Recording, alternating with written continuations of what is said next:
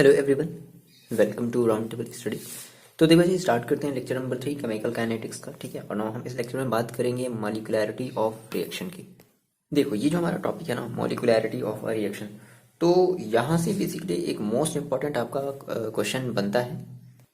जैसा कि आपको ये आपके स्क्रीन पर दिख रहा होगा, 2019 में आया हुआ ये क्वेश्चन है। ठीक है, तो हम इस टाइप के क्वेश्चन को सॉल्व करना सीखेंगे, है ना। और ठीक है, इसके बेसिकली 3 4 5 क्वेश्चन जो हम लोग हैं ट्राई करेंगे, बढ़िया जो है आपको समझ में आएगा। और कोशिश करें कि हम यहाँ पर चीज़ों को शॉर्ट में बताएं, है ना। और बाकी जो है आप इसका नोट्स जो है वो डाउनलोड कर लेना, डिस्क्रिप्शन बॉक्स से नोट्स आपको मिल जाएंगे डिस्क्रिप्शन बॉक्स में। देखो, स्टार्ट करते हैं मॉलिक्यूलैरिटी। तो समझते हैं कि ये है क्या मॉलिक्यूलैरिटी ऑफ किसी भी रिएक्शन की मॉलिक्यूलैरिटी क्या होती है। अच्छा, इसके पहले हमने रेट ऑफ रिएक्शन पढ़ा कि किसी भी इक्वेशन का रेट हम कैसे आइडेंटिफाई करते हैं। रेट के बेसिस पे हमने फिर ऑर्डर की हमने बात करी थी कि किसी भी रिएक्शन का ऑर्डर कितना होता है। तो हमने जो है मोस्टली बेसिकली हमें जो अपने सिलेबस में पढ़ना है, zero order, first order, second order, है ना। हमें इस जो है इस ऑर्डर के रिएक्शन पढ़ने हैं ना। यहाँ से हमारा एक टर्म आता है मॉलिक्यूलैरिटी ऑफ रिएक्शन। ठीक है, और अगर हम इस मॉलिक्यूलैरिटी ऑफ रिएक्शन की बात करें तो इसके बेसिस पे जो है ना, हम किसी भी इक्वेशन की, और हमारा वो इक्वेशन जो हमारा जो रिएक्शन होगा, ठीक है, रिएक्शन कहने का मतलब इक्वेशन, तो अगर हमारा वो मल्टी स्टेप में, मल्टी स्टेप कहने का मतलब क्या, तो ये यही सब सारी चीज़ें हम लोग सीखेंगे। मल्टी स्टेप कहने का मतलब क्या होता है कि कोई भी जो रिएक्शन होता है वो एक स्टेप में ना होकर के 2 स्टेप में होगा। ठीक है, मान लो कि अगर हमें ए से रिलेटेड अगर हमें कोई प्रोडक्ट बनाना है, ठीक है, तो अब कभी कभी क्या होता है कि डायरेक्टली क्या होता है कि उस ए से डायरेक्टली हमारा कोई एक प्रोडक्ट बन जाता है, रिएक्शन होता है, प्रोडक्ट बन जाता है। मे बी कभी कभी ऐसा नहीं होता है ना, मोस्ट ऑफ रिएक्शन ऐसे नहीं होते। क्या होता है कि पहले ए से कोई हमारा एक इंटरमीडिएट जो है कंपाउंड बनेगा, फिर उसके बाद जो है हमारा फाइनल जो है हमारा प्रोडक्ट बनेगा। तो मे बी 2 स्टेप में हो सकता है, मे बी 3 स्टेप में हो सकता है, मे बी 4 स्टेप में हो सकता है। तो वो हमारा चीज़ आ जाता है मैकेनिज्म के अंदर, है ना, कि किसी भी रिएक्शन का मैकेनिज्म हम कैसे करते हैं। तो ये सारी थोड़ी सी चीज़ें हैं जो है हम इस पर देखेंगे। और फिर इसके बेसिस पे, यानी कि मॉलिक्यूलैरिटी के बेसिस पे हम अपने एक रिएक्शन की जो है ऑर्डर को फाइंड आउट करेंगे। ठीक है, उसका हम रेट डिफाइन करेंगे। जैसे कि आप अपने क्वेश्चन में देख रहे हो, ये जो आपने अभी क्वेश्चन जो देखा थोड़ी देर पहले, है ना, जो कि 2019 में आया हुआ था। ठीक है, तो इस तरीके के जो हम क्वेश्चन इसके बेसिस पे लगाना सीखेंगे। ओके, 2019 में आया हुआ। चलो स्टार्ट करते हैं, क्या है ये मॉलिक्यूलैरिटी। अच्छा, इस चैप्टर के रिगार्डिंग जैसे मैं आपको अपना प्लान बता दूं, ठीक है, कि जो जैसे है ना, हमने जो इस चैप्टर को जो है वो 7 तारीख तक हमें फिनिश करना है। ठीक है, तो जल्दी जल्दी जो है चीज़ों को देख करके, ठीक है, और इवन हम सारी चीज़ों को कंप्लीट करेंगे। बस आपको थोड़ा सा प्रैक्टिस करना है, थोड़े से आपको भी बुक्स पढ़ने हैं, बट हम जो है सारी चीज़ों को कवर करेंगे। ओके, तो 7 तारीख तक हमें इस चैप्टर को ख़त्म करना है, और 8 या 9 से हमें जो है अपना नेक्स्ट चैप्टर जो है स्टार्ट करना है। ओके, देखो, तो स्टार्ट करते हैं मॉलिक्यूलैरिटी। हेडिंग लगा लो, मॉलिक्यूलैरिटी ऑफ अ रिएक्शन। चलो, आपने हेडिंग लगा ली, मॉलिक्यूलैरिटी ऑफ अ रिएक्शन। देखो, तो अब मॉलिक्यूलैरिटी ऑफ रिएक्शन को हम समझते हैं एक डेफिनेशन के थ्रू। सिंपल सा एक डेफिनेशन है ना, उसको हम पहले लिखेंगे और इजीली जो हम हमें जो है मॉलिक्यूलैरिटी किसी भी रिएक्शन की समझ में आ जाएगी। पहली चीज़ है कि ये जो हमारी जो मॉलिक्यूलैरिटी है, ये हमारी थ्योरी बेसिस पर है। क्या हुआ कि बहुत सारी थ्योरी बनाई गई, और उस थ्योरी में से जो सबसे बढ़िया सा जो थ्योरी लगा, जो एक सुटेबल थ्योरी लगा, ठीक है ना, हमने उसको सेलेक्ट कर लिया। तो उस थ्योरी का हमने नाम दिया है कोलिजन थ्योरी। ये भी हम अपने आने वाले लेक्चर में देखेंगे। ठीक है, तो इन्होंने कहा भाई, क्या अकॉर्डिंग टू, किसके according, according to collision theory, according to collision theory. Okay, देखो क्या हुआ, क्या कहा गया, मॉलिक्यूलैरिटी को कैसे डिफाइन किया गया। तो ये कहा गया, the number of reacting species, the number of reacting species. अब देखो, रिएक्टिंग स्पेसीज का मतलब क्या है। अब रिएक्टिंग स्पेसीज में बहुत सारी चीजें आ सकती हैं, जैसे नंबर ऑफ आयंस हो सकता है, नंबर ऑफ आयंस हो सकते हैं, या फिर मॉलिक्यूल्स हो सकती हैं। ठीक है, मॉलिक्यूल्स हो सकती हैं, या फिर हमारा जो है कोई एटम्स हो सकता है। ओके, एटम्स हो सकते हैं। तो इन सभी को हम कहेंगे क्या, रिएक्टिंग स्पेसीज। जैसे फॉर एग्जांपल, जैसे आपने देखा होगा, जैसे आप कहते हो HI। ठीक है, तो HI टूटता है तो किसमें बनता है, H2 प्लस I2 में। फिर हम इसको बैलेंस कर लेते हैं, तो 2। यहाँ पे हम HI के कितने मॉलिक्यूल्स ले रहे हैं, 2। ठीक है ना, तो दैट इज ये हमारा, है ना, हो गया। तो जो भी नंबर ऑफ रिएक्टिंग स्पेसीज होंगे, ठीक है, किसी भी रिएक्शन में। अच्छा, अब होता क्या है कि ये जो हमारे जो नंबर ऑफ रिएक्टिंग स्पेसीज होते हैं, ये आपस में इनका कोलिजन होता है। और कोलिजन कैसा होना चाहिए, एक साथ। कोलिजन कैसे होना चाहिए, हमेशा एक साथ। तो हम क्या कहेंगे, the number of reacting species, that is ये, है ना, ये सारी चीजें, that must collide, that must collide, ठीक है, जो कि क्या कर रहे हो, कोलाइड्स कर रहे हो, कैसे, with each other, with one another कह सकते हैं, with one another, simultaneously, important word है ये, साइमल्टेनियसली, OUSLY, ओके, साइमल्टेनियसली मतलब एक साथ, ठीक है, in a chemical reaction, in a chemical reaction is called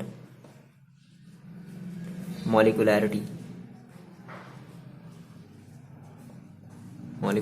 of a reaction। देखो आपने कहा सर ये क्या बता दिया आपने, सर मेरे को समझ में नहीं आया, क्या है, देखो सिंपल सी बात है, सिंपल सा डेफिनेशन कहता है कि the number of reacting species, for example जैसे हमने कहा सर ये है हमारे पास, तो इसमें HI के कितने मॉलिक्यूल्स हैं, तो ये दो HI से मिलकर के क्या बन रहा है, ये टूट जा रहा है और टूट करके क्या बन रहा है, H2 + I2 बन रहा है। इतनी बात आपको आ रही समझ में।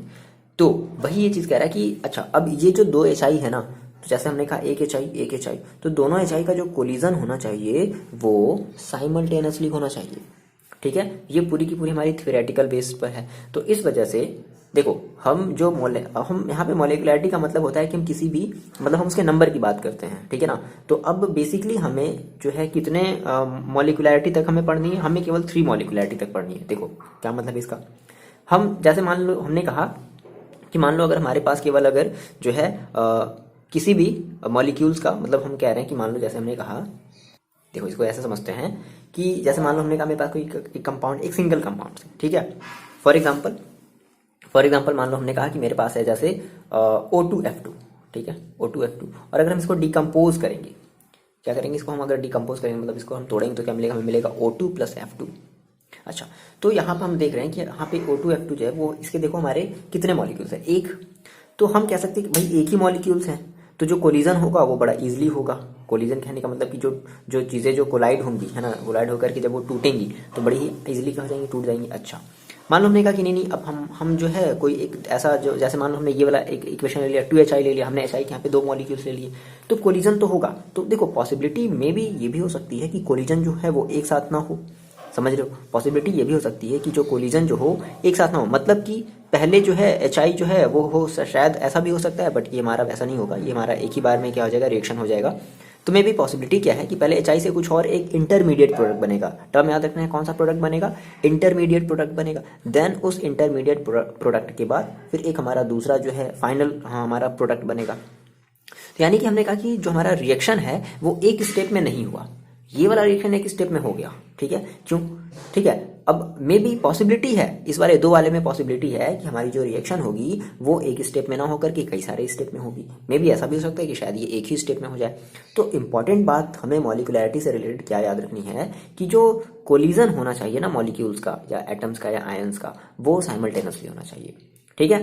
तो अगर हम 2 को लेकर के चलें तो 2 की थोड़ी सी प्रोबेबिलिटी थोड़ी सी और कम हो गई, पता नहीं एक बार होगा, एक बार में कोलिजन होगा या नहीं होगा, ठीक है। कोलिजन जब हम थ्योरी पढ़ेंगे ना तो उसमें हम ये चीज समझते हैं कि कोलिजन कैसे होना चाहिए, हेड टू हेड कोलिजन होना चाहिए, ठीक है ना, हेड टू हेड कोलिजन, समझ रहे हो, हेड टू हेड कोलिजन का मतलब ये हम लोग कोलिजन थ्योरी में बड़े अच्छे से पढ़ेंगे। फिलहाल यहाँ पर हम बात करते हैं, देखो अच्छा अब मान लो कि अब हमने जैसे किसी भी हमने एक कंपाउंड लिया, हमने उसके मान लो 3 हमने मॉलिक्यूल्स ले लिए, ठीक है। तो अब 3 मॉलिक्यूल्स में भी पॉसिबिलिटी क्या है, 3 मॉलिक्यूल्स में भी पॉसिबिलिटी क्या है कि उसके जो मॉलिक्यूल्स हैं वो या तो कोलिजन उनका एक साथ हो, या में भी पॉसिबिलिटी ये भी है कि जो कोलिजन हो वो एक साथ ना हो, है ना, कोई दो चीज़ें मिलकर के कोई एक इंटरमीडिएट प्रोडक्ट बना रहा हो, फिर उसके थ्रू हमारा कोई एक तीसरा जो है फाइनल प्रोडक्ट बन रहा हो। तो ये सारी चीज़ें पॉसिबिलिटीज़ हैं इस कोलिजन थ्योरी में, है ना। तो यहाँ पे हम जो है मैक्सिमम नंबर ऑफ हम जो है मतलब मॉलिक्यूल्स या हम जो मॉलिक्युलैरिटी लेकर के चलेंगे हम वो केवल 3 लेकर के चलेंगे, है ना। 3 से ज़्यादा फिर हमारे वो आउट ऑफ थ्योरी, मतलब आउट ऑफ थ्योरी कहने का मतलब है कि शायद वो फिर देखो पॉसिबिलिटी फिर कम हो जाएगी, मतलब कह सकते हैं कि हमारी जो प्रोबेबिलिटी है मॉलिक्यूल्स के आपस में कोलाइड करने की वो कम हो जाएगी। समझ रहे हो, एक एग्जांपल के थ्रू इसको समझ पा रहे हो, जैसे कोई भी जैसे एक एग्जांपल ले लो, जैसे कुछ भी ले सकते हैं, फॉर एग्जांपल जैसे मान लो हमने कहा, देखो जैसे मान लो रेस हो रहा है, और रेस में अगर कोई जो है एक सिंगल आदमी ही बस केवल दौड़े, बाइक रेस जो भी कह लो, है ना, तो क्या है पॉसिबिलिटी, क्या है कि वही केवल अकेला पहुंचेगा ना, मतलब उसकी जो है भाई वो चाहे फर्स्ट है सेकेंड है, बात तो एक ही है। लेकिन अब अगर कह रहे हैं मान लो 2 लोग आ गए, है ना, तो 2 लोगों के में अब चांसेस क्या है कि कोई एक पहले पहुंच जाएगा, कोई एक बाद में पहुंच जाएगा, तो कोलिजन हुआ, बढ़िया नहीं हुआ, ठीक है ना। अच्छा 3 लोग पहुंचे तो 3 लोग में और भी हमारी प्रोबेबिलिटी क्या हो गई, और ज्यादा बढ़ गई, समझ रहे हो, कोई पहले पहुंच गया, कोई और लेट से पहुंचा, कोई बहुत ज्यादा लेट से पहुंच गया, समझ रहे हो। तो ये क्या कर रहा है, मतलब हमारी जो प्रोबेबिलिटी है ना कोलिजन होने की, जितने ज़्यादा मॉलिक्यूल्स हम बढ़ाते जा रहे हैं उतनी ही ज़्यादा हमारी जो प्रोबेबिलिटी है चीज़ों के कोलाइड होने की, वो प्रोबेबिलिटी घट जा रही है। तो हम मिनिमम जो है या फिर हम मैक्सिमम जो है कितनी प्रोबेबिलिटी लेकर के चल सकते हैं, हम 3 मॉलिक्यूल्स को लेकर के चल सकते हैं। हम ये मान करके चलेंगे कि हाँ जो है एक साथ जो है कम से कम, ठीक है, मतलब ज़्यादा से ज़्यादा जो है 3 मॉलिक्यूल्स आपस में कोलाइड कर सकते हैं। तो जितने मतलब सिंपली अब देखो हम इसको एक एग्जांपल के थ्रू समझते हैं। देखो हमने कहा कि अब जैसे हमने कहा कि हमारा जो रिएक्शन है मे बी वो 1 स्टेप में भी हो सकता है, बात समझना। अब यहाँ से इंपॉर्टेंट बात ध्यान देना कि हमारी जो रिएक्शन है ना वो मे बी 1 स्टेप में हो सकती है। तो अगर रिएक्शन हमारा, बात समझिए, इसको भी हम लिखवाते हैं, अगर हमारा रिएक्शन अगर 1 स्टेप में हो रहा है, ठीक है, हमने कहा कि इफ हमारा जो रिएक्शन है, reaction is completed in 1 step, तो अगर रिएक्शन हमारा 1 स्टेप में हो रहा है, मतलब 1 स्टेप में होने का मतलब क्या है कि सभी के सभी जो मॉलिक्यूल्स है ना वो आपस में एक साथ कोलाइड हो गए, एक साथ कोलाइड हुए, दैट इज साइमल्टेनियसली कोलाइड हुए हैं। तो हम कहेंगे इस टाइप का हमारा जो रिएक्शन होता है उसको हम कहते हैं क्या, उसको हम कहते हैं सिंपल रिएक्शन। क्या कहते हैं, सिंपल रिएक्शन। या इसको हम और किस नाम से जानते हैं, एक और नाम याद रखना है, एलिमेंट्री रिएक्शन। किस नाम जानते हैं, एलिमेंटरी रिएक्शन। अच्छा तो सर ऐसा भी हो सकता है कि हमारा जो रिएक्शन है वो एक स्टेप में कंप्लीट ना हो, ठीक है। तो सिंपल रिएक्शन में एक ऐसी चीज दिखा दो कि हमने कहा भाई ए से हमारा डायरेक्टली क्या है बी दैट इज हमारा एक प्रोडक्ट है, तो ए से बी जो हमारा जो है मतलब प्रोडक्ट हमारा बन गया एक ही स्टेप में, यानी कि सारे के सारे जो भी मॉलिक्यूल्स हैं वो एक साथ कोलाइड हुए और एक साथ कोलाइड बन करके हमारे क्या दे दिया, हमारा एक प्रोडक्ट बी बन गया। अच्छा दूसरी पॉसिबिलिटी क्या है, सब सारी चीजें देखो आपको नोट्स में बढ़िया से एकदम मिल जाएंगी, है ना, ठीक है। दूसरी पॉसिबिलिटी देखो क्या है, दूसरी पॉसिबिलिटी ये है कि हो सकता है कि हमारा जो रिएक्शन है वो एक स्टेप में ना हो, बहुत सारे वो स्टेप ले रहा हो, है ना। तो क्या होता है कि पहले एक इंटरमीडिएट प्रोडक्ट बनता है, देन जाकर के हमारा फिर एक फाइनल प्रोडक्ट बनता है, समझ रहे हो। तो उस टाइप के रिएक्शन को हम कहते हैं क्या, हम कहते हैं कॉम्प्लेक्स रिएक्शन। सारी ये चीजें आपको नोट्स में मिल जाएंगी, है ना, यहाँ से बहुत ज्यादा हम यहाँ पर लिखने वाले नहीं हैं, ठीक है।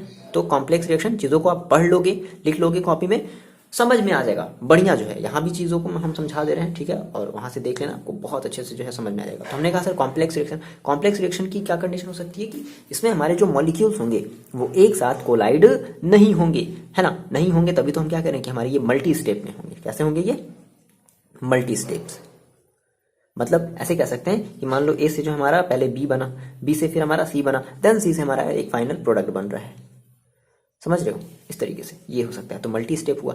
तो अब यहाँ से एक इंपॉर्टेंट बात समझ में ये जो है हमें ये कंक्लूजन हमें ये मिला कि जो मॉलिक्यूलैरिटी है ना वो केवल और केवल एलिमेंट्री रिएक्शन ही शो करेगा।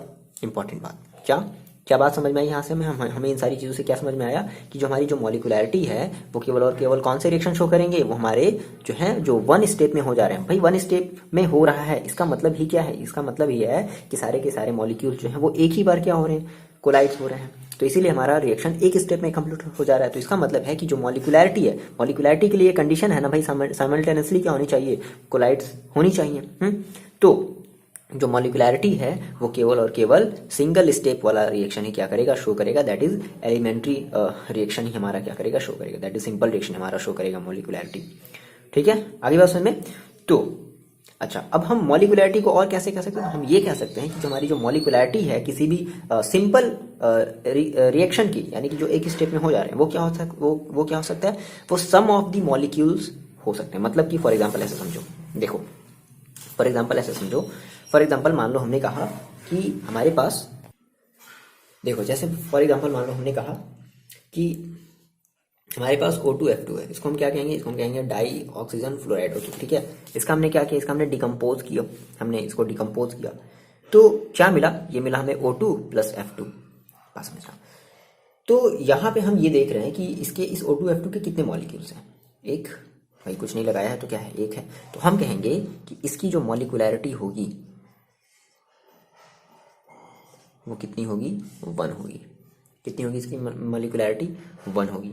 अच्छा, दूसरा मान लो हमने एक और रिएक्शन ले लिया, फॉर एग्जांपल हमने कहा सर HI, और इसको हमने ब्रेक किया तो हमें मिलता है क्या, हाइड्रोजन प्लस आयोडीन, ठीक है, और हमने इसको बैलेंस कर लिया। तो हमने HI के कितने मॉलिक्यूल्स लिए, 2 मॉलिक्यूल्स लिए, तो इसकी मॉलिक्यूलैरिटी कितनी हो जाएगी, इसकी मॉलिक्यूलैरिटी कितनी हो जाएगी भाई, 2 हो जाएगी। हाँ, सिंपल सी बात है। अच्छा, एक और कंडीशन ले लेते हैं, थर्ड वाला 3 जो है हम 3 नंबर वाली मॉलिक्यूलैरिटी भी देख लेते हैं। तो फॉर एग्जांपल जैसे हमने कहा, आपने बहुत सारे ऐसे इक्वेशन देखे होंगे, जैसे आपने कहा NO प्लस O2, ठीक है, क्या बनता है, NO2, बैलेंस कर लिया जाए तो NO2 2 गड़बड़ हो गया, चलो बैलेंस कर ले, 2NO 2NO2, ठीक है, 4 4 4 4, ठीक है। तो हमने कहा देखो NO के कितने मॉलिक्यूल्स हैं, 2, O2 के कितने मॉलिक्यूल्स हैं, 1, तो हम क्या कहेंगे, इसकी हमारी जो मॉलिक्यूलैरिटी है वो कितनी हो जाएगी, मॉलिक्यूलैरिटी कितनी हो जाएगी भाई इसकी, 3 हो जाएगी। अब 3 से ज़्यादा पॉसिबल नहीं है। देखो पॉसिबल कहने का मतलब क्या है, हमारी थ्योरी है ना, ठीक है, तो ऐसा नहीं है। मोस्टली हमारे जो रिएक्शन होते हैं, मोस्टली रिएक्शन आप जो देखोगे ना, आपके जो मोस्टली जो रिएक्शन होते हैं वो आपके मल्टी स्टेप्स में होते हैं, ठीक है, कैसे होते हैं, मल्टी स्टेप में। अच्छा, तो ऐसा नहीं है कि ऐसे हम जो है मल्टी स्टेप वाले रिएक्शन भी हमारे जो है, हम उनकी भी मॉलिक्यूलैरिटी 1 2 3 के आसपास बता सकते हैं, और उसी बेसिस पर अभी मैंने आपको जो फिगर दिखाया था क्वेश्चन का, उसी बेसिस पे वो वाला आपका क्वेश्चन है, समझेंगे उसको। फिलहाल अभी हमने ये बात कर ली किसकी, अभी हमने ये बात कर ली अपने मॉलिक्यूलैरिटी ऑफ सिंपल रिएक्शन की हमने बात कर ली, दैट इज हमारा जो एलिमेंट्री रिएक्शन। अच्छा, इससे मॉलिक्यूलैरिटी अगर 1 है तो हम इसको कहते हैं यूनिमॉलिक्यूलर। एक और आपको नाम याद रखना है, क्या कहते हैं, यूनिमॉलिक्यूलर। और 2 है तो 2 को क्या कहेंगे, बाई मॉलिक्यूलर। आगे बात समझे, 3 है तो 3 को हम कहेंगे ट्राई मॉलिक्यूलर, ठीक है, ट्राई मॉलिक्यूलर। ओके, ये बात आपको ध्यान रखनी है।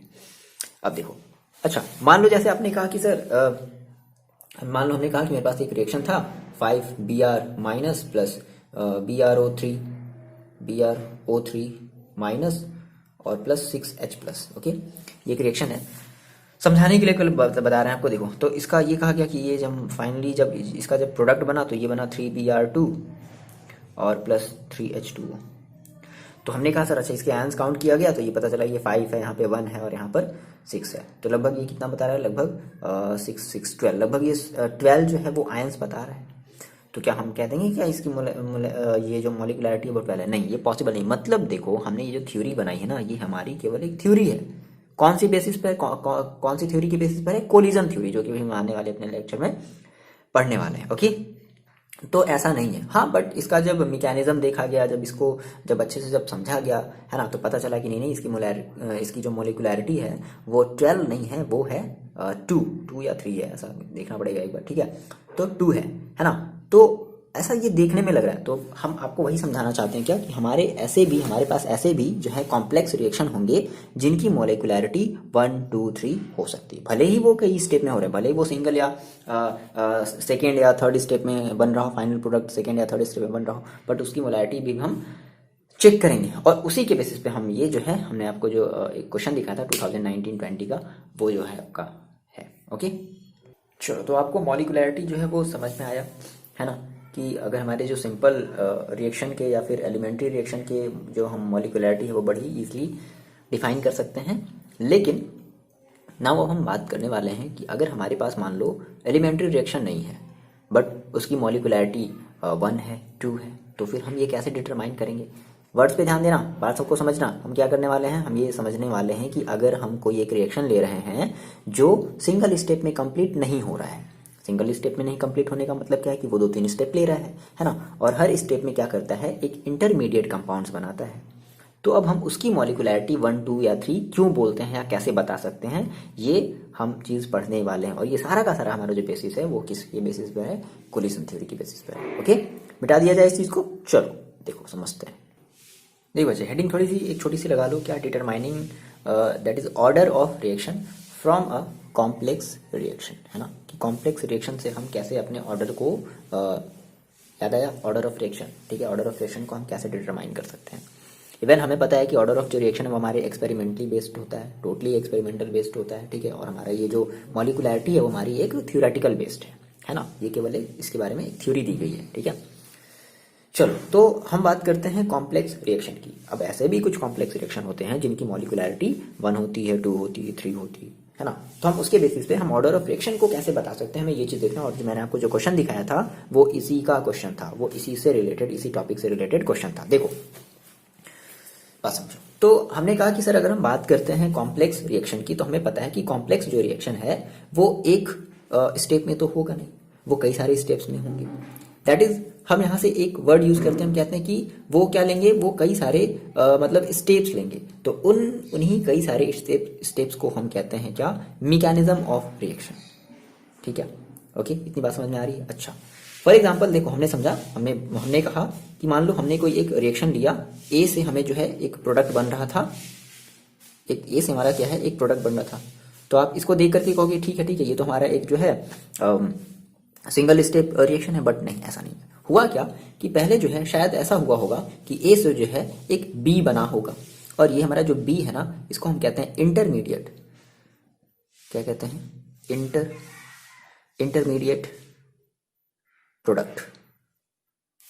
ओके, अच्छा, अब क्या हुआ होगा कि बी जो है ना, बी से फिर एक रिएक्शन हुआ होगा, तब जाकर के हमारा क्या बना होगा, हमारा एक फाइनल जो है वो प्रोडक्ट बना होगा। समझ रहे हो। देखो अगर हम कह रहे हैं कि पहले ए से अगर बी बना, तो अब हम क्या इस रिएक्शन को, ये जो हमारी एक जो रिएक्शन बनी ना, मान लो हमने कहा सर इसको स्टेप हमारा ये फर्स्ट है, और ये हमारा जो स्टेप है, स्टेप 2 में हमारा जो है वो फाइनल प्रोडक्ट बन रहा है।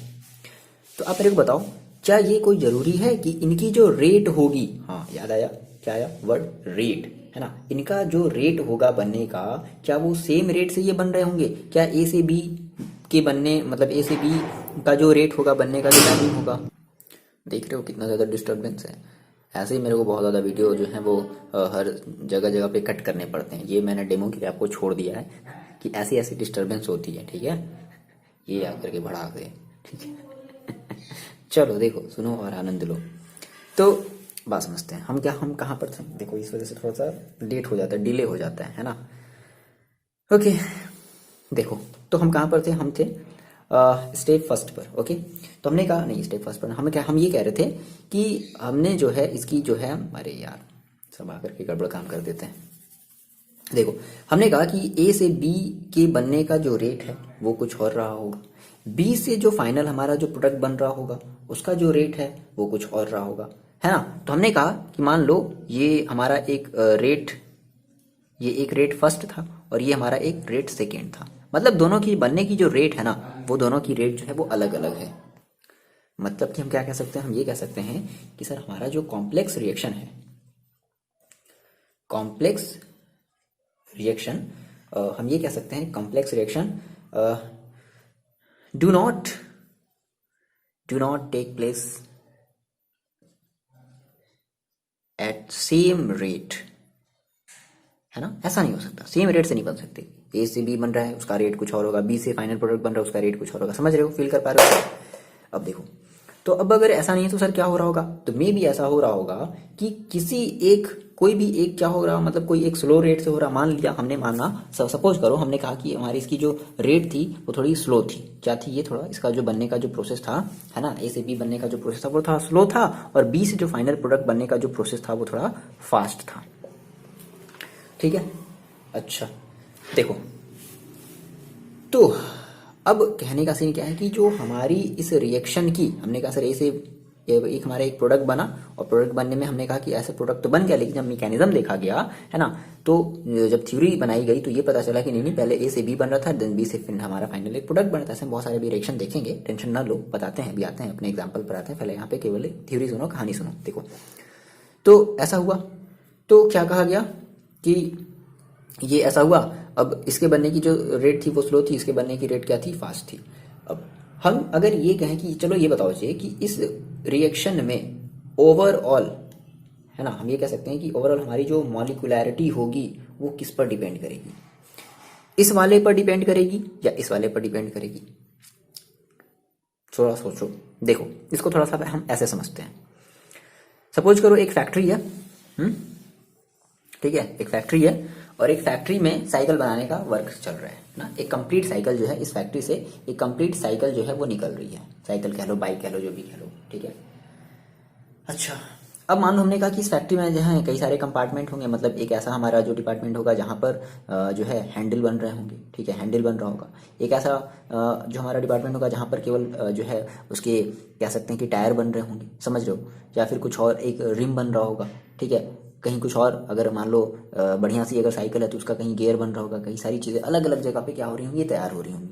और अगर हम आपसे ये कहें, हम आपसे ये कहें, मान लो कि एक दिन में जो है मान लो 3 हैंडल बने, जो है 2 गियर बन गए, ठीक है, और जो है 10 जो है साइकिल की सीट बना दी गई। तो अगर हम आपसे ये कहें कि चलो बताओ बच्चे, एक दिन में वहां से इस फैक्ट्री से कितनी साइकिल जो है कंप्लीट होकर के निकलेगी, तो आप क्या बताओगे? 10। आप क्या बताओगे? 2। आप क्या बताओगे? 3। तो जो बच्चे 2 बता रहे हैं वो सही है। देखो भाई, हमने कहा कि एक दिन में जो है 2 ही गियर बने, और हमको जो है गियर वाली साइकिल बनानी है। ठीक है, वो आ गया, नया जमाना आया तो हम लोग थोड़ा गियर वेयर वाली साइकिल की बात करते हैं ना। हो गया, पुरानी वाली साइकिल छोड़ दो, जाने दो। तो हमने कहा सर 2 ही गियर बने हैं, तो अगर 2 ही गियर बने हैं तो हम 2 ही साइकिल तो बना सकते हैं गियर वाली, समझ गए मेरी बात? तो उसी तरीके से जो मॉलिकुलैरिटी है ना, वो स्लो वाले रेट पर ही डिपेंड करेगा। आ रही बात समझ में? Just like this. फील करो यहाँ पे थोड़ा सा इस चीज़ को, इससे थोड़ा सा कनेक्ट करके देखो, है ना। मतलब जो जो हमारा जो स्लोवेस्ट रेट होगा ना, उसी के बेसिस पर हम बताएंगे उस रिएक्शन की मॉलिक्यूलैरिटी। समझ में आ रही मेरी बात? नहीं आ रही समझ में? समझोगे अभी तो हम एक जब रिएक्शन को जब हम लिखेंगे ना, समझ में आएगी सारी बातें। देखो, तो हमने यहां से ये कह दिया कि हमारा जो ओवरऑल जो रिएक्शन होगा वो किस पर डिपेंड करेगा, वो हमारे स्लोवेस्ट स्टेप पर डिपेंड करेगा। ठीक है, इस बात को हम लिख दें, क्या लिख दिया जाए? ये सारी चीजें आपको देखो नोट्स में मिल जाएंगी। ठीक है, बस यहाँ पे केवल समझो, ध्यान से लगा करके समझो, हमें चीजों को बहुत जल्दी ही कवर करना है। तो ये वाला जो तरीका है ये मेरे ख्याल से सही है। बहुत ज्यादा लिखेंगे तो टाइमिंग लगेगा। तो हमने कहा कि हमारी जो मतलब हमारी जो ओवरऑल हमारी जो इस रिएक्शन की जो मॉलिक्यूलैरिटी है वो किस पर डिपेंड करेगी? जो भी हमारा स्लोवेस्ट स्टेप होगा, यानी कि जो भी हमारा स्लोवेस्ट रेट होगा रिएक्शन का स्टेप वाला, ये हमारा उसी पर डिपेंड करेगा। और उस स्टेप को हम लोग कहेंगे, यानी कि हमारा जो स्लोवेस्ट स्टेप हुआ ना, स्लोवेस्ट स्टेप, और इसी स्लोवेस्ट स्टेप को हम लोग कहते हैं रेट डिटरमाइनिंग स्टेप। मेरी बात समझना। हमने कहा सर कॉम्प्लेक्स रिएक्शन था, कॉम्प्लेक्स रिएक्शन को हमने जो है मैकेनिज्म करके देखा, उसको हमने थ्योरी के अकॉर्डिंग हमने तोड़ करके देखा, तो पता चला ये सब आपको रिएक्शन मिलेगा, टेंशन वाली बात नहीं है, ये सब आपको रिएक्शन मिलेगा क्वेश्चन में, ठीक है ना। तो पता चला कि एक जो है रिएक्शन जो है वो थोड़ा स्लो हो रहा था, एक रिएक्शन बहुत ही फास्ट हुआ। अब हमने कहा, हमने एग्जांपल वाला साइकिल लिया और हमने कहा कि भाई बताओ चलो एक दिन में तुम कितने साइकिल बना सकते हो। तो भाई हमने जो मिनिमम जो है हमारी हमने गियर 2 ही बनाई थी, इसलिए हम गियर वाली साइकिल जो है वो 2 ही बना सकते हैं, है ना। हमें गियर वाली साइकिल चाहिए, ऐसे वैसे हम साइकिल नहीं लेंगे पापा, हैं, ठीक है। हाँ चलो ठीक ठीक। देखो, तो हमने कहा ठीक है ऐसा हुआ। तो अच्छा, अब साइकिल कहाँ चाहिए होगा? अब तो आप लोग को कुछ और चाहिए होगा, स्कूटी, बाइक, है ना, ये सारे। अरे सर आप तो सर अभी पीछे ही चल रहे हैं। हाँ ठीक ठीक, चलो ठीक है, अच्छी बात है। तो हमने कहा देखो, तो जो हमारा स्लोवेस्ट स्टेप हुआ है ना, उस स्लोवेस्ट स्टेप को हमने क्या दिया, क्या? Rate determining step. ओके, इतनी बात आपको समझ में आई है ना। तो ये सारी चीजें हो रही हैं यहाँ पे। अच्छा, तो यहां से हम एक बात और कह सकते हैं सर कि हमारी जो मॉलिक्यूलैरिटी है ना, वो कभी भी एक आधा नंबर नहीं हो सकता।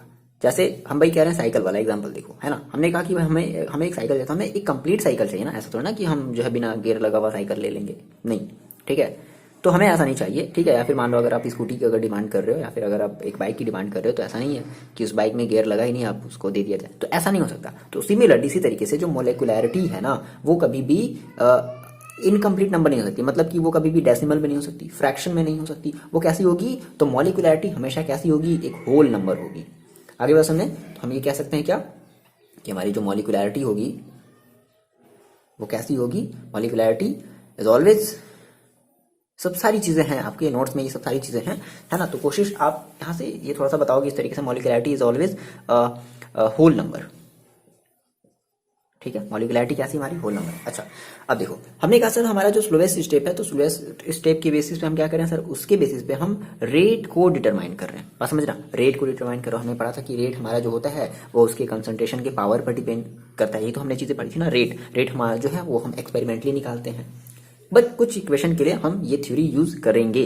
देखो, अच्छा, तो हमें यहां से ये बात समझ में आई। देखो, एक इंपॉर्टेंट बात हम यहां से ये लिखते हैं क्या, देखो एक बात यहाँ से समझना, ये जो यहाँ पे मैंने जो सेंटेंस लिखा है ये आपको वहां पे लिखा हुआ मिल जाएगा। समझते हैं क्या हम यहाँ से ये हम एक रिजल्ट कंक्लूजन अपना निकाल सकते हैं क्या, कि ना complex reaction the order of reaction, यानी कि ऑर्डर ऑफ, अगर हमें रिएक्शन को अगर डिटरमाइन करना होगा, जैसे कोई भी एक रिएक्शन दे दिया, 2-3 मैकेनिज्म दे दिए, 2-3 स्टेप उसका दे दिया, कह दिया कि चलो बताओ यहाँ से ऑर्डर ऑफ रिएक्शन बताओ, जैसा कि मैंने आपको फिगर में दिखाया था, ठीक है। तो उसके बेसिस पर हम ये कहेंगे कि in a complex reaction the order of reaction is equal to molecularity of slowest step, जो भी स्लोवेस्ट स्टेप होगा, और हाँ उस इक्वेशन के आगे स्लोवेस्ट लिखा रहेगा या उसके एरो के ऊपर स्लो लिखा रहेगा, फास्ट लिखा रहेगा, तो उसके बेसिस पर हम बता सकते हैं कि हाँ ये इस रिएक्शन की है ना जो रेट है वो ये है, ठीक है। ये बातें है ना, है ठीक है। लेकिन हमें ये पता है कि जैसे कि अगर हम उसका अगर कंसंट्रेशन अगर चेंज कर दे, है ना, तो फिर उसकी जो रेट, जो ऑर्डर होगी उस रिएक्शन की,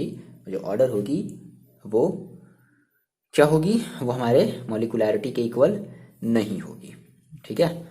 तो इसी बेसिस पे जो है अब हम अपने कुछ एग्जांपल्स को, या हमने जो आपको वो जो क्वेश्चन दिखाया है, अब हम उस वाले क्वेश्चन को समझते हैं। इतनी बातें आपको फिलहाल समझ में आई, और ये सारी की सारी चीजें एक बढ़िया तरीके से जो है ना नोट्स में लिख दी। देखो एग्जाम में ये चीजें कभी नहीं आता, मेरी बात समझो, ये सब सारी चीजें हमें समझने का मतलब, हम एक इस चीजों को समझने की कोशिश कर रहे हैं, और इसके बेसिस पे अब हम क्वेश्चन को ट्राई करने वाले हैं जो कि आपके एग्जाम में आया है। ये सब चीजें एग्जाम में कभी नहीं पूछता, चलो ये बताओ, हाँ मैं भी पूछ सकता है कि what is rate determining step क्या है, तो ये सब सारी चीजें आप ऐसे एक्सप्लेन करके बता सकते हो अगर आपने अच्छे से इन चीजों को पढ़ा है तो।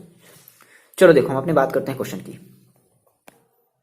देखो फॉर एग्जाम्पल हमने कहा कि अगर हम क्या कर रहे हैं, हाइड्रोजन पेरोक्साइड का क्या कर रहे हैं, डिकम्पोजिशन कर रहे हैं ना, that is decomposition of, decomposition क्या लिख रहे हैं, डीकम्पोजिशन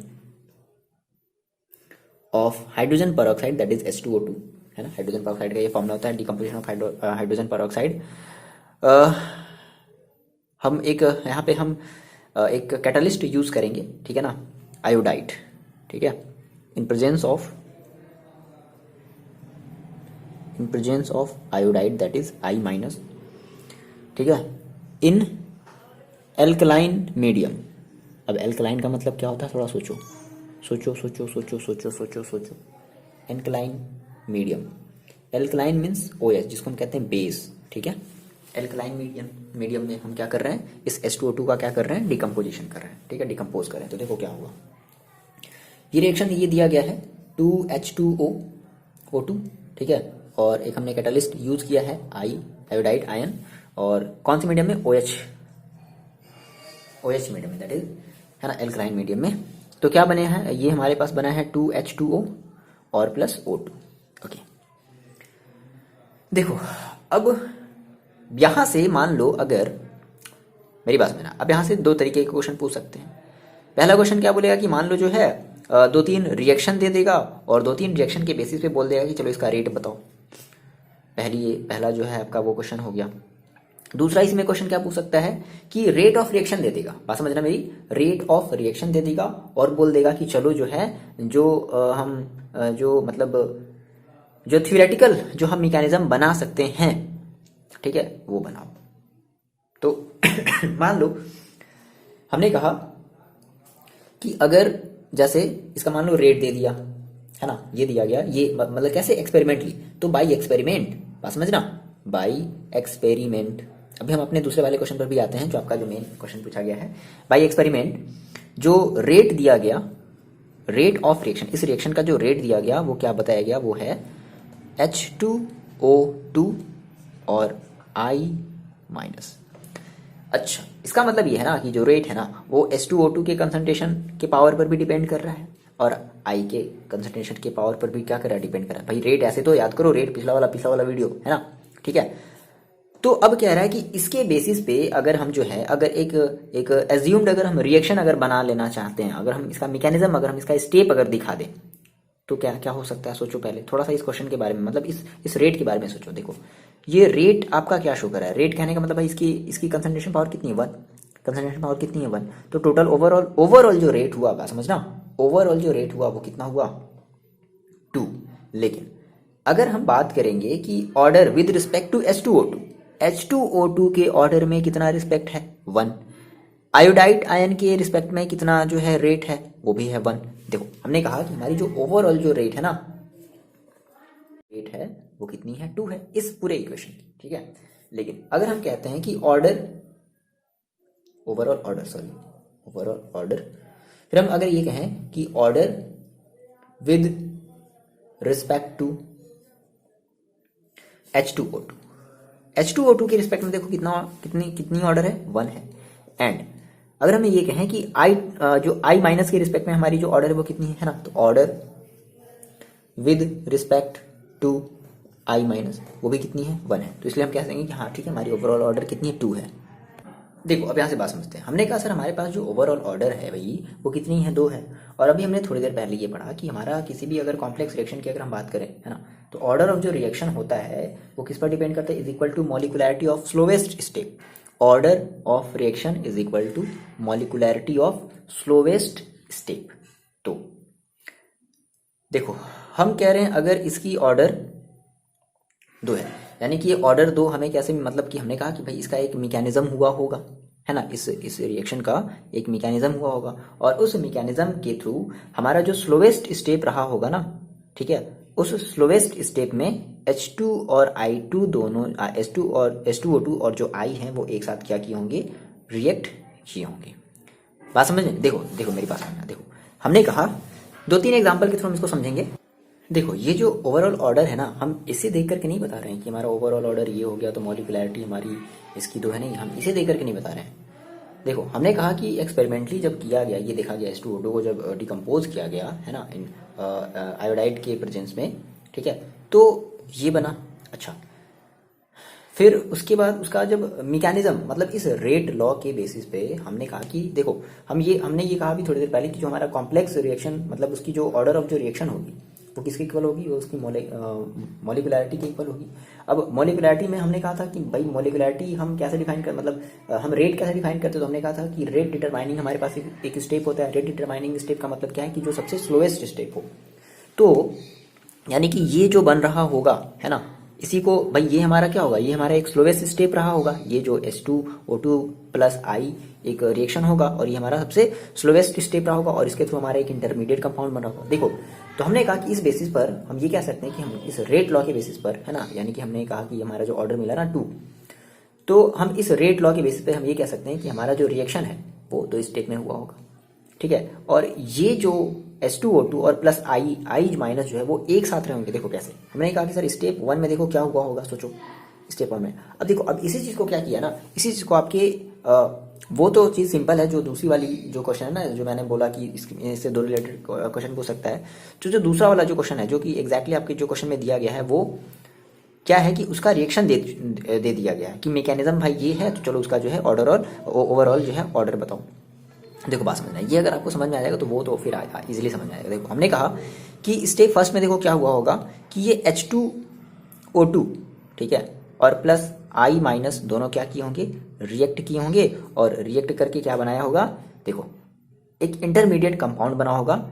तो हमने कहा H2O बना होगा और प्लस IO क्या बना होगा, H2O2 plus I minus react किया आपस में, क्या बना, H2O बना और प्लस I माइनस बना। और ये हमारा जो रिएक्शन रहा होगा वो स्लो रहा होगा। कैसा रिएक्शन रहा होगा, ये हमारा रिएक्शन स्लो रहा होगा। तो इसी के बेसिस पे भाई, तो हम इसी के बेसिस पे तो हम क्या कह दे रहे हैं कि इसकी ओवरऑल ऑर्डर कितनी है, 2 है। देखो अब आप अपने जो आपका जो मेन वाला जो क्वेश्चन है, या फिर आपको अपने इस स्क्रीन में जो क्वेश्चन जो दिख रहा है ना, देखो क्या बोल रहा है। देखो जैसे इसको अगर आप इस फिगर में अगर आप देख रहे हो, जैसे आपके ये क्वेश्चन में क्या बोला है ना, ये बोल रहा है कि जो ओवरऑल आपका ये जो रिएक्शन है, ठीक है, थोड़ा सा समझते हैं। देखो ये जो आपको रिएक्शन दिख रहा है, ये दे दिया क्वेश्चन। देखो जैसे आप देखो क्या दिख रहा है कि इक्वेशन दे दिया है ना, ओवरऑल इक्वेशन दे दिया है। उसके बाद जो आपका स्टेप 1 और स्टेप 2 है वो भी दे दिया है। फिर उसके बेसिस पे आपसे ये पूछा है कि चलो इसकी रेट बताओ। हम क्या करना चाहते हैं, हम इसको जस्ट रिवर्स ऑर्डर में आपको समझाना चाहते हैं, ठीक है। मतलब कि अगर वो तो आसान है, बहुत ईजी है, जो ये जो क्वेश्चन देना वो बहुत आसान है, बट हम आपको इसका रिवर्स समझाना चाहते हैं। देखो हम अगर ये कह रहे हैं कि जैसे हमने कहा कि ठीक है, फर्स्ट हमने कहा कि भाई इसका ऑर्डर जो है, ओवरऑल ऑर्डर है जो है 2 है, और इसका जो एक्सपेरिमेंट हमें ये बाई एक्सपेरिमेंट हमें ये पता चला कि इसकी जो रेट है वो ये है H2O2। और तो हमें ये पता है कि भाई जो हमारी जो रेट ऑफ रिएक्शन है वो किस पर डिपेंड करती है, मॉलिकुलैरिटी ऑफ स्लोवेस्ट स्टेप पर डिपेंड करती है। यानी कि जो हमारा स्टेप मिला होगा, है ना, तो ये ये हमें स्लोवेस्ट स्टेप से मिला। मतलब देखो क्या, हमने कहा कि स्टेप फर्स्ट में हमें ये मिला होगा, तब जा करके हम बता पा रहे हैं कि हमारे इस ऑर्डर की, मतलब इस रिएक्शन की ओवरऑल जो ऑर्डर है वो 2 है। देखो कैसे, इसकी मॉलिक्यूलैरिटी देखो कितनी है। इस फर्स्ट वाले स्टेप की हमने कहा सर ये हमारा सबसे स्लोवेस्ट स्टेप है।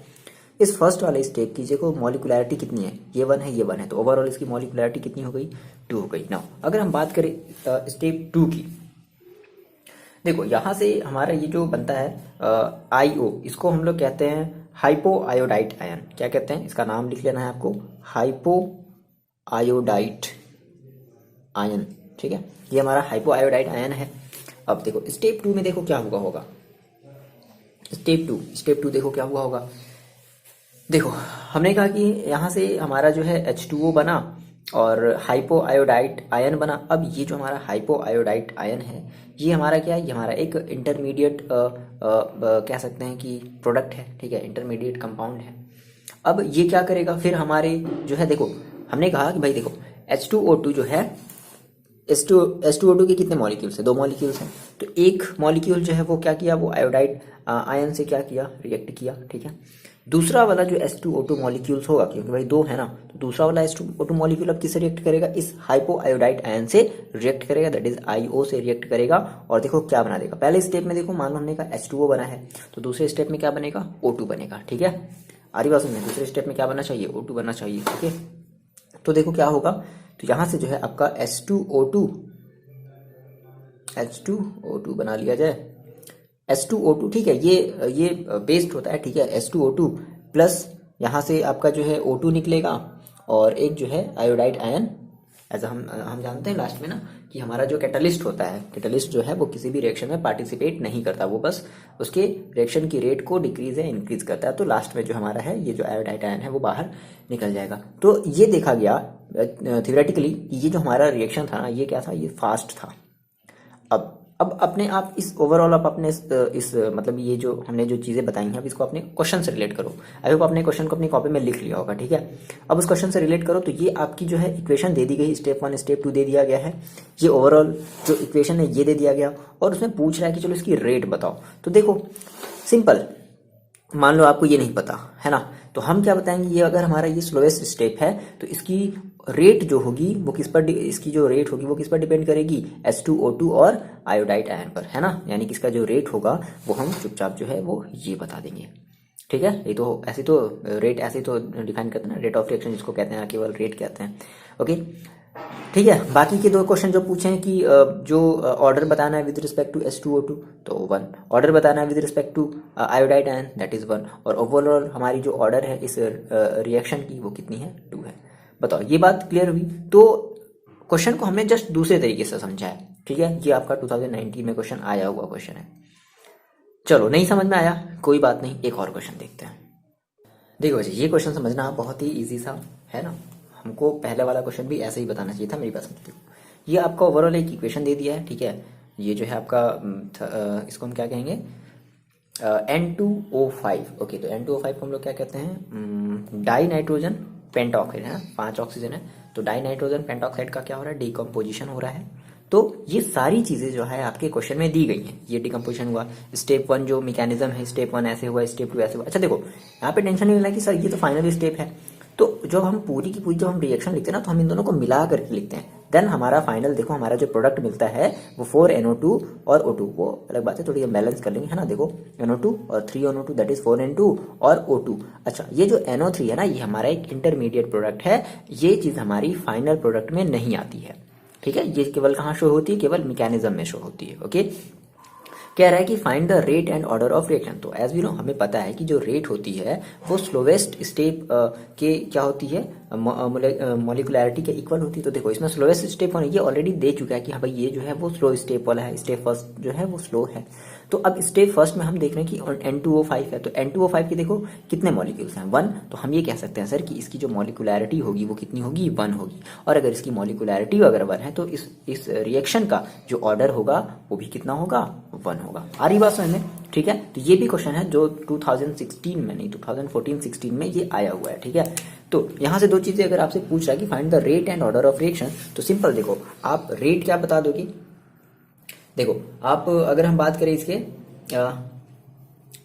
पहले अगर हम बात करें इसका रेट की बात करें ना, तो देखो इसका रेट क्या हो जाएगा। तो रेट एज वी नो, हम इसका जानते हैं कि रेट क्या होता है, जो हमारे जो स्लोएस्ट स्टेप हमारा जो स्टेप होता है उसी को हम मतलब उसी इक्वेशन को हम क्या करते हैं एज अ रेट की तरह रिप्रेजेंट करते हैं। देखो कितना है, तो हमने कहा N2O5 की यहाँ पे के ले लेंगे ना, N2O5। और अब इसके पावर भाई कितनी लगाई जाए, तो हमने कहा सर इसकी मॉलिकुलैरिटी देखो स्लोएस्ट स्टेप में जो है इस वाले N2O5 की मॉलिकुलैरिटी कितनी है, 1 है। तो कुछ नहीं, दैट इज पावर कुछ नहीं होगा, दैट इज 1 ही रहेगा। आ रही बात समझ में। तो ये इसका हो जाएगा रेट, ठीक है। अच्छा, अब इसकी हम बात कर ले, अगर ऑर्डर अगर हम बताना चाहें कि इसका ऑर्डर कितना है सर, तो इसका ऑर्डर देखो कितना हो जाएगा, 1 हो जाएगा, ठीक है। अब यहाँ पे आप ये बात बता सकते हो, ठीक है। अब ये आपका सिंपल से आंसर हो जाएगा। देखो इतनी बड़ी केवल थ्योरी समझाने के लिए, इतनी बड़ी जो है थ्योरी वो जो है आपको नोट्स ऐसे दिए गए हैं, ठीक है। इसका आप आंसर देखोगे, जैसे अगर हम इसका एक सूटेबल अगर आपको आंसर दिखाना, तो देखो जैसे किस तरीके से देखो एक्सप्लेन किया, आप ये देख लो, चेक कर लो, स्क्रीन पर आपको दिख रहा है ये फिगर आपके फर्स्ट वाले क्वेश्चन का है, ठीक है। तो वैसे ही हम सारे क्वेश्चन का ही आंसर देंगे।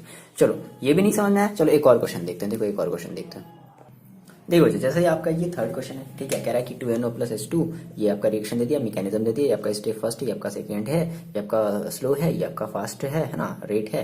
अब कह रहा है कि what is the predicted rate. देखो यहाँ पे एक वर्ड यूज कर रहे हैं, यहाँ पे कह रहे हैं ना प्रिडिक्टेड, है ना, मतलब ये प्रिडिक्टेड है, ठीक है। हमने बहुत सारी थ्योरी बनाई और उस थ्योरी में से हमने बेस्ट थ्योरी हमने जो है वो सेलेक्ट किया, फिर भी ये प्रिडिक्टेड है, ठीक है। तो इसका प्रिडिक्टेड रेट देखो क्या हो सकता है, क्योंकि हमें पता है भाई कि जो कंसंट जो रेट है ना, जो ऑर्डर है वो हमारी बेसिकली किस पर डिपेंड करेगा, वो हमारे डिपेंड करेगा उसके कंसंट्रेशन पर, ठीक है। तो हमने कहा सर इसकी प्रिडिक्टेड रेट बताओ। देखो हमने कहा सर ये स्लोएस्ट स्टेप, ये हमारा फर्स्ट वाला स्टेप है। अब देखो अब इसका प्रिडिक्टेड रेट देखो कितना हो जाएगा, तो रेट इज इक्वल टू हम क्या कहेंगे के, और देखो क्या है, तो ये दैट इज NO। अब यहाँ पे NO की देखो, NO की जो मॉलिकुलैरिटी है वो कितनी है, 2 है, और H2 की देखो मॉलिकुलैरिटी कितनी है, 1 है, तो केवल क्या हो जाएगा H2, दैट इज इस ये जो हमारा जो रिएक्शन है ना, इस रिएक्शन की जो मॉलिकुलैरिटी है वो कितनी हो जाएगी, 3। यहाँ से आपको देखने में कैसा लग रहा है 4, लेकिन एग्जैक्टली इस रिएक्शन की जो मॉलिकुलैरिटी होगी वो कितनी होगी, 3 होगी। और अगर मॉलिकुलैरिटी 3 है तो देखो NO का जो मॉलिकुलैरिटी वो कितना है, 2 है, और H2 की कितनी है, 1 है। तो इसलिए हम इसको इस तरीके, यानी कि हमारा यही हो जाएगा क्या, प्रिडिक्टेड रेट। आ रही बात समझ में। तो इस तरीके से आपको जो है क्वेश्चन सॉल्व करने हैं। देखो एक जस्ट इसका अपोजिट हम क्वेश्चन देखते हैं, क्या कह रहा है कि आपके पास एक रिएक्शन दे दिया गया है ना, ये आपका ओवरऑल रिएक्शन है। अब साथ ही साथ इसका रेट ऑफ रिएक्शन भी दे दिया है, रेट ऑफ रिएक्शन दे दिया दिस, है ना, KNO2, ये है ना, इसकी कंसंट्रेशन की जो पावर है वो कितनी है, 2 है। कह रहा है कि what mechanism can be proposed, हम क्या मैकेनिज्म बना सकते हैं फॉर दिस रिएक्शन। ओके बात समझो। तो आपने कहा सर ये रेट ऑफ रिएक्शन गिवन है, ठीक है। अगर हम बात करें सर कि हमारे पास जो रेट ऑफ रिएक्शन है ना, वो देखो अगर गिवन है, तो इसका मतलब है कि देखो इस रेट ऑफ रिएक्शन में क्या आप कहीं भी CO देख रहे हो, नहीं देख रहे हो। अच्छा, रेट ऑफ रिएक्शन भाई कौन सा स्टेप रिप्रेजेंट करता है, स्लोवेस्ट स्टेप, यानी कि जो स्लोवेस्ट स्टेप होगा ना वो हमारा मतलब उसकी जो हम कह सकते हैं कि उसकी जो स्लोवेस्ट स्टेप में जो CO की जो कंसंट्रेशन है, ठीक है, वो हमारे इस रेट पर क्या कर रही है, डिपेंड नहीं कर रही है। मतलब ऐसा नहीं ना कि इस रेट में देखो कहीं CO है, नहीं है, इसका मतलब कि स्लोवेस्ट स्टेप में CO नहीं होगा। पहली चीज मेरी बात समझो, स्लोवेस्ट स्टेप में CO नहीं होगा। अच्छा, क्योंकि रेट ऑफ रिएक्शन में CO है ही नहीं। दूसरी चीज आप ये देख रहे हो कि यहाँ पे NO2 की मतलब जो इसकी जो कंसंट्रेशन है ना, वो इसके मतलब इसकी पावर कितनी है, 2 है। इसका मतलब है कि NO2 के 2 मॉलिक्यूल्स होंगे। क्लियर है, NO2 के स्लोवेस्ट स्टेप में NO2 के 2 मॉलिक्यूल्स होंगे। तो देखो अगर हम बात करें स्टेप फर्स्ट की, ठीक है, तो स्टेप फर्स्ट हम जो है स्लोवेस्ट स्टेप हम बनाते हैं, तो कैसे, तो NO2 के 2 मॉलिक्यूल्स, तो NO2 + NO2। हाँ, अब आपको यहाँ पे थोड़ा सा इंटरमीडिएट स्टेप प्रोडक्ट जो है वो थोड़ा याद रखना पड़ेगा। ओके, तो अगर NO2 है तो भाई पहले तो एक NO बना लो, एक NO आपका बन गया। अब बाकी का आप क्या बना सकते हो, सोचो, तो बाकी का आप क्या बना सकते हो, NO3। तो ये जो NO3 है ना, ये आपकी एक इंटरमीडिएट स्टेप है, मतलब इंटरमीडिएट प्रोडक्ट है। ये हमारे फाइनल प्रोडक्ट में कहीं भी आपको देखने को मिलेगा नहीं। समझ रहे हो। अच्छा, अब ये तो हमारा आपकी एक पहली वाली जो है। अब हमारा दूसरा वाला स्टेप होगा, तो जिसमें दूसरे वाले स्टेप में सोचो हम किसको लेंगे, CO को लेंगे ना, ऑब्वियस सी बात है यार। फर्स्ट वाले स्टेप में जो है हमारा, फर्स्ट वाले स्टेप में CO कहीं आया नहीं, तो दूसरे वाले स्टेप में तो CO को लेना पड़ेगा ना, ठीक है। तो अब दूसरा वाला स्टेप यानी कि जो CO है, स्टेप नंबर 2, स्टेप जो 2 है वो CO है। अब वो देखो CO किसके साथ रिएक्ट करेगा, तो जो भी आपका इंटरमीडिएट कंपाउंड बना है दैट इज NO3 के साथ, ठीक है। ये हमारी फास्ट होगी। फास्ट हम इसको क्यों बोल रहे हैं, क्योंकि यही स्लो होना चाहिए, क्योंकि देखो यहाँ से NO2 की जो मॉलिकुलैरिटी है वो कितनी है, 2 है, मतलब इसका ऑर्डर 2 है, दैट मीन्स इसकी मॉलिक्यूलैरिटी कितनी है, 2 है कि नहीं? ये बात तो हमने पढ़ी थी। फिलहाल अभी हम ये कंसंट्रेशन को, टेम्परेचर को, प्रेशर को नॉर्मल रख करके कर रहे हैं, ठीक है। बट हमें पता है, आपको भी पता है कि हम इस तरीके से जो रेट ऑफ रिएक्शन है या फिर ऑर्डर ऑफ जो रिएक्शन है वो हम इजीली इस तरीके से निकाल नहीं सकते हैं, वो हम एक्सपेरिमेंटली निकालते हैं। चलो, तो फाइनली बना दो, क्या बनाना है, तो आपको एक CO2 तो निकालना ही पड़ेगा भाई, CO2 तो निकालना ही पड़ेगा, ठीक है। और देख लो, और साथ में क्या बच गया, तो साथ में आपका बच गया CO2 निकाल दिया तो NO2 बचा, क्या बच गया, NO2 बचा, है ना। तो फाइनली आपका जो ओवरऑल जो रिएक्शन होगा, तो आपको ओवरऑल रिएक्शन से नहीं मतलब है, बस केवल ये बोला था कि आप इसका जो है प्रपोज्ड एक मैकेनिज्म हमें बता दो, इसके बेसिस, किसके बेसिस पे, इस चीज़ के बेसिस पे। क्लियर हुई बात? मोटी मोटी बात आपको क्या समझनी है कि जो हमारा रेट ऑफ रिएक्शन होगा, या फिर हम कह सकते हैं कि हमारे जो रिएक्शन का जो ऑर्डर है, ठीक है, वो किसके इक्वल होगा, वो हमारे मॉलिक्यूलैरिटी के इक्वल होगी, है ना। मतलब जो भी हमारा कॉम्प्लेक्स रिएक्शन है, कॉम्प्लेक्स रिएक्शन को हमने क्या किया, मैकेनिज्म के थ्रू हमने स्टेप बाय स्टेप लिखा, ठीक है। तो मॉलिक्यूलैरिटी के इक्वल होगी, और कौन सी वाले इक्वेशन की मॉलिक्यूलैरिटी के इक्वल होगी, जो स्लोवेस्ट स्टेप होगा, जो स्लोवेस्ट स्टेप होगा। क्लियर है? बस ये बात आपको ध्यान रखनी है। ओके, तो अब इसके बाद देखो, अब एक डिफरेंस आता है कि क्या डिफरेंस है ऑर्डर ऑफ रिएक्शन में, है ना। ये जो हम ऑर्डर ऑफ जो रिएक्शन देखें, ठीक है, और मॉलिक्यूलैरिटी में, दोनों में क्या डिफरेंस है। देखो, बहुत ही बेसिक से डिफरेंसेस हैं, ये आपको जो है नोट्स में मिल जाएंगे, आप इसको पढ़ लोगे, इसलिए आपको समझ में आ जाएगा, ठीक है। आई होप आप लोग देख लोगे, समझ में आ जाएगा। देखो, थोड़ा सा हम एक्सप्लेन कर देते हैं। देखो, जैसे हमने कहा मॉलिक्यूलैरिटी के लिए, हमने कहा कि भाई मॉलिक्यूलैरिटी एग्जैक्टली है क्या, तो हमने कहा कि भाई जो भी रिएक्टिंग स्पेसीज हैं और उसमें जितने भी एटम्स, मॉलिक्यूल्स इन्वॉल्व हैं, हमने उन सभी को सम कर दिया, ठीक है। तो दैट इज हमें क्या मिल गया, दैट इज हमें मिल गया उसकी मॉलिक्यूलैरिटी। अच्छा, अब ऑर्डर की हम अगर बात करें, तो ऑर्डर देखो हमें कैसे मिलता था, तो ऑर्डर हमें कैसे मिलता था कि हमारे जो भी मतलब कहते थे कि हमारी जो भी रिएक्टिंग स्पेसीज है, ठीक है, तो उसके कंसंट्रेशन की पावर पर क्या होता था, वो डिपेंड करता था, है ना। ओके, अच्छा, अब दूसरी इंपॉर्टेंट चीज़ क्या है ना, कि जो हमारी जो मॉलिक्यूलैरिटी है, ठीक है, वो हमारी थ्योरेटिकल है, वो कोलिजन थ्योरी के बेस्ड पर है, ठीक है। उसमें जो है हम ये कहते हैं कि हमारे जो एटम्स हैं या मॉलिक्यूल्स हैं, उनका क्या होना चाहिए, उनका एक कोलिजन होना चाहिए, समझ रहे हो, एक कोलिजन होना चाहिए इस तरीके से, ठीक है ना, कोलिजन होना चाहिए। और मतलब ये हमारी टोटली बेस्ड है थ्योरी पर। अच्छा, ये जो हमारा रेट ऑफ सॉरी हमारे जो ऑर्डर है, ठीक है, ऑर्डर ऑफ जो रिएक्शन है, ये हमारे बेस्ड है एक्सपेरिमेंटल डेटा पर, ठीक है। तो ये सब सारी चीज़ें दी गई हैं, आप इजीली पढ़ सकते हो, आपको इसलिए जो है समझ में आ जाएगा ना। यहाँ से हम बात करते हैं, ये सब चीज़ आप पढ़ लोगे ना, ठीक है, देख लेना, नोट्स डाउनलोड कर लेना, मिल जाएगा आपको सारी चीज़ें। अब ऐसे ही थोड़ा कोशिश करेंगे कि ऐसी चीज़ों को मतलब करके जल्दी से डिफाइन करके ख़त्म करें, ठीक है, क्योंकि टाइम बहुत कम बचा है, तो ऐसी ही होगी, है ना। आपको थोड़ा सा ज़्यादा टाइम देना पड़ेगा, ज़्यादा टाइम देखो समझ में आएगा, A to Z हम सारी चीज़ समझाएंगे, ऐसा कोई भी टॉपिक हम छोड़ेंगे नहीं, बस उसको हम लिखेंगे नहीं यहाँ पर, वो चीज़ आपको नोट्स में मिल जाएगी। ओके, तो ना हम बात करते हैं, देखो अपने एनसीईआरटी इन टेक्स्ट क्वेश्चन की, इंपॉर्टेंट है, मोस्ट इंपॉर्टेंट है। तो मेरे ख्याल से आप पहला वाला क्वेश्चन जो है वो कर लोगे ना, इजी है ना, ठीक है, पहला वाला क्वेश्चन तो कर लोगे। ओवरऑल देखो क्या पूछ रहा है, जो आपका एनसीईआरटी इन टेक्स्ट क्वेश्चन है 4.3, अपने बुक में देखो आप, एनसीईआरटी भाई बुक देखो यार, एनसीईआरटी बुक ओपन करके रखा करो, ठीक है। ये सारी की सारी चीज़ें जो है ना, वो सारी की सारी हम आपको एनसीईआरटी बुक से ही बता रहे हैं, हाँ ठीक है। कभी कभी एक्स्ट्रा रेफरेंस बुक का हेल्प लेना पड़ता है, बट केमिस्ट्री के लिए जो एनसीईआरटी बुक है बड़ी मतलब अच्छी है, ठीक है। ये आपका क्वेश्चन है एनसीईआरटी का एग्जाम्पल 4.3, आप इसमें देख रहे हो, कह रहा है कि आपसे ये ऑर्डर ऑफ रिएक्शन पूछ रहा है। तो भाई देखो पावर, ये आपका जो है कह रहा है कि A+B है, और A+B हमारा मिलकर के एक प्रोडक्ट बनाता है ना। A+B क्या बना रहा है, A+B एक प्रोडक्ट बना रहा है, और उसका रेट दे दिया गया है, रेट दे दिया गया है, कितना दे दिया गया है, K, और A की पावर हाफ है, और B के power concentration of B to the power 2 है। तो इसका रेट कितना हो जाएगा, तो इसके पावर को हम क्या कर लेंगे, ऐड कर देंगे। इसका हमारा क्या निकल गया, ऑर्डर ऑफ रिएक्शन निकल गया, ठीक है। तो हम कहेंगे ऑर्डर ऑफ रिएक्शन कितना हो जाएगा, ऑर्डर इज इक्वल टू कितना हो जाएगा, तो 1/2 + 2 कितना हो जाएगा, ये 2.5 कितना हो जाएगा, 2.5 हो जाएगा, ठीक है।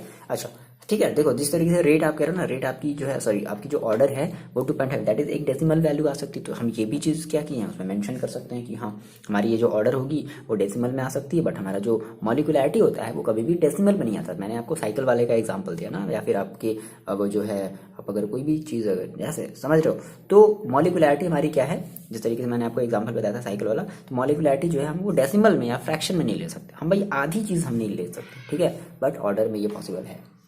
ओके, नाउ हम बात करते हैं इसके क्वेश्चन नंबर 4.4 की, जो कि मोस्ट इंपॉर्टेंट है। 4.4 क्वेश्चन मोस्ट इंपॉर्टेंट है। देखो क्वेश्चन आई होप आप लोग अपने बुक में देख रहे हो या फिर लगा दिया जाए यहाँ पर। देखो लगा देते हैं। देख लो, ये आपकी स्क्रीन पर क्वेश्चन दिख रहा है। देखो क्वेश्चन में कह रहा है कि आपका ये जो एक्स वाई है ना, ये आपका एक सेकेंड ऑर्डर काइनेटिक्स को शो कर रहा है। ठीक है, एक्स से क्या बन रहा है, एक वाई हमारा प्रोडक्ट बन रहा है, और ये जो हमारा एक सेकेंड ऑर्डर काइनेटिक्स मतलब एक मैकेनिज्म को शो कर रहा है। ठीक है, मॉलिक्यूलैरिटी जिसकी 2 हम बोल सकते हैं। अब कह रहा है कि इसकी जो रेट है ना, देखो बात समझते हैं। अगर ये सेकेंड ऑर्डर है, अगर ये सेकेंड ऑर्डर का, अगर ये जो हमारा मतलब अगर ये सेकेंड ऑर्डर बोल रहा है, तो हम इसका रेट देखो बता सकते हैं क्या। रेट इज इक्वल टू क्या हो जाएगा, कि एक्स की पावर कंसंट्रेशन ऑफ एक्स की power 2, that is second order बोल सकते हैं, सेकेंड ऑर्डर बोल सकते हैं। ठीक है, अब मान लो कि यहाँ पे थोड़ा सा ये लेट कर लेते हैं कि जो x है ना, मतलब ये हमारी जो concentration of x, basically concentration का यूनिट क्या होती है, मोल पर लीटर। तो मान लिया जाए कि जो कंसंट्रेशन है ना, इसकी a है। कितनी है कंसंट्रेशन, कितनी है a मोल पर लीटर। कंसंट्रेशन कितनी है मोल पर लीटर। तो इस x की जगह हम कितना रख सकते हैं, a रख सकते हैं। देखो तो rate is equal to finally आपको कितना मिलेगा, ये मिलेगा कि a स्क्वायर डायरेक्टली कर दिया जाए, k स्क्वायर। ठीक है, अच्छा अब कह रहा है कि जो कंसंट्रेशन अगर हम 3 टाइम इंक्रीज कर दें, बात समझना, कंसंट्रेशन हम क्या कर रहे हैं, 3 टाइम इंक्रीज कर रहे हैं। इफ कंसंट्रेशन इंक्रीजेस 3 टाइम, तो इसका मतलब है कि अभी x इज इक्वल टू जो a था, नाउ अब जो x इज इक्वल टू है वो कितना हो जाएगा, 3a हो जाएगा। बोलो होगा ऐसा, होगा सर, सही बात है, होगा। तो हम क्या कर दें, हम यहाँ से इसकी कंसंट्रेशन क्या कर दें, 3 टाइम इंक्रीज कर दें। देखो तो ये हमने 3 टाइम इंक्रीज किया, तो हम क्या करते हैं, यहाँ पे हमारे पास जो x की जगह भी हमने जो a रखा था, अब हम क्या रखेंगे, 3a का होल स्क्वायर रखेंगे। आ रही बात समझ, क्या रख दिया जाए ना। अब हमारी जो हमारी न्यू रेट होगी, तो न्यू रेट कितनी हो जाएगी, देखो k और x की जगह कितना रख दिया जाए। मान लो आपका इक्वेशन फर्स्ट है, x की जगह रख दिया जाए कितना, 3a का स्क्वायर, तो कितना हो जाएगा, k into 9 into a square. ठीक है, या फिर आप ये कह सकते हो क्या कि 9 इंटू के स्क्वायर। यानी कि अब जो आपकी जो न्यू रेट है वो जस्ट कितनी टाइम हो जाएगी, 9 टाइम्स हो जाएगी, है ना। पुरानी वाली रेट की जस्ट अब कंसंट्रेशन अगर आपने बढ़ाया है, तो आपकी जो रेट है वो 9 टाइम हो जाएगी। बस सिंपल। अरे बात में तो आई को आप लोग डाउनलोड कर लेना। ठीक है, पीडीएफ जो है अच्छे से डाउनलोड करके देख लेना, सारी चीज़ें आप लोग कर रहे होगे। ओके, समझ में आ रहा होगा, आप कमेंट करके बताओगे। चलो मिलता है नेक्स्ट वीडियो में, पढ़ाई करते रहो और अपना ख्याल रखो।